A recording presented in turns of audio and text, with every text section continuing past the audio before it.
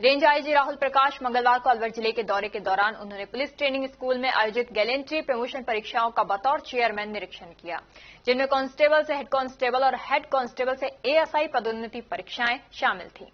इसके बाद आईजी ने कोतवाली थाने का दौरा कर दीपावली से पूर्व सुरक्षा व्यवस्थाओं की समीक्षा की और जन सुनवाई भी की। उन्होंने अधिकारियों को निर्देश दिए कि जन शिकायतों का निस्तारण मौके पर ही किया जाए ताकि लोगों को जयपुर तक न जाना पड़े।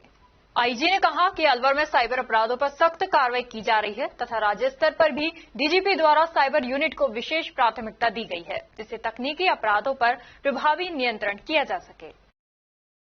दिन पे आप आएगी क्योंकि आप एसपी रहे, जब गाड़ियां आई, स्कूटर आए और महिलाओं की सुरक्षा के लिए बनी, क्या अब नवाचार क्या करने वाले हैं आप? क्योंकि आपका लगातार पुलिस परिवार की भी चिंता जरूरी है, क्योंकि अपराधी तो किसी भी प्रकार का हो सकता है इधर से भी आए या कहीं और से भी आए, उसको लेकर सर किस तरह की योजना है? पुलिस के जो हमारे लोग हैं उनका हमारा एक फॉर्मल चैनल भी बना हुआ है उनकी बात को सुनने का, और उसके माध्यम से कांस्टेबल से लेकर के हमारे जो इंस्पेक्टर्स हैं, डिप्टी एसपी, एडिशनल एसपी, उनकी जो समस्याएं होती है उनको हम सुनते हैं और डीजीपी स्तर तक होता है, इसको स्टाफ काउंसिल की मीटिंग होती है ना। तो ये एक ऑफिशियल चैनल बना हुआ है जिससे हम उनकी समस्याओं को सुनते हैं, उसका समाधान करते हैं। जो आप चुनौतियां बता रहे हैं वो हमेशा रहती हैं, नए नए थाने खुलते हैं, चौकिया थानों में क्रमोन्नत होते हैं, फिर नए बिल्डिंग की जरूरत होती है, उन सब पे काम चल रहा है। और अभी तो बहुत सारी नई गाड़ियां आई हैं अलवर जिले में, ट्रक्स भी आए हैं, बसेज भी आए हैं। एमएलए साहब के कोटे से भी एसपी साहब ने प्राप्त किया अपने प्रयासों से, तो गाड़ियां बढ़ रही हैं, लेकिन चुनौतियां जो है वो भी बढ़ती रहती हैं साथ साथ, तो वो तो है। जो थाने जज्जर है, जो जैसे महिला थाना पूरा जज्जर है, पानी में डूब जाता है बरसात में, उसको लेकर नया का प्रस्ताव भेज रखा है एसपी साहब ने, बहुत जल्दी उसका बजट आ जाएगा तो नया बन जाएगा। सर, अलवर में एक नई चुनौती और सामने आना शुरू हुई है। अभी पुलिस ने 2 मामले दर्ज किए हैं धर्मांतरण को लेकर के।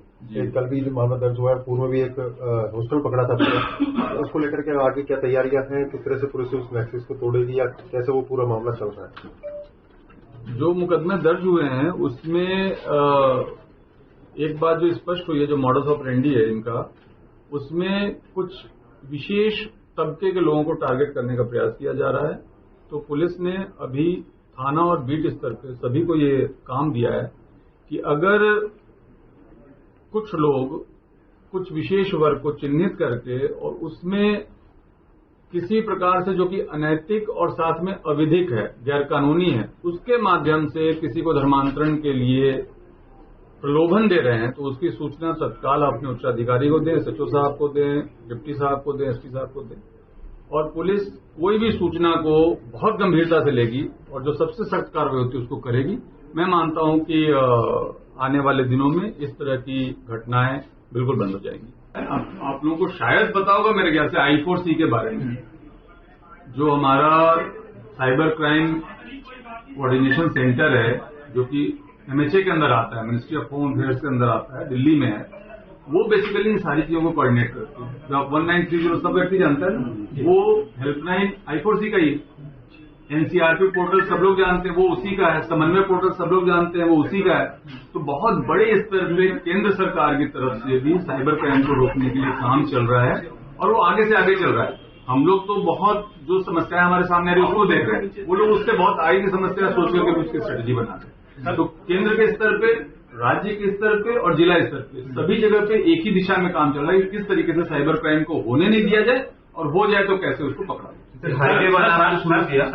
साइबर ठग आप पकड़िए पुलिस चलती और फर्जी पुलिस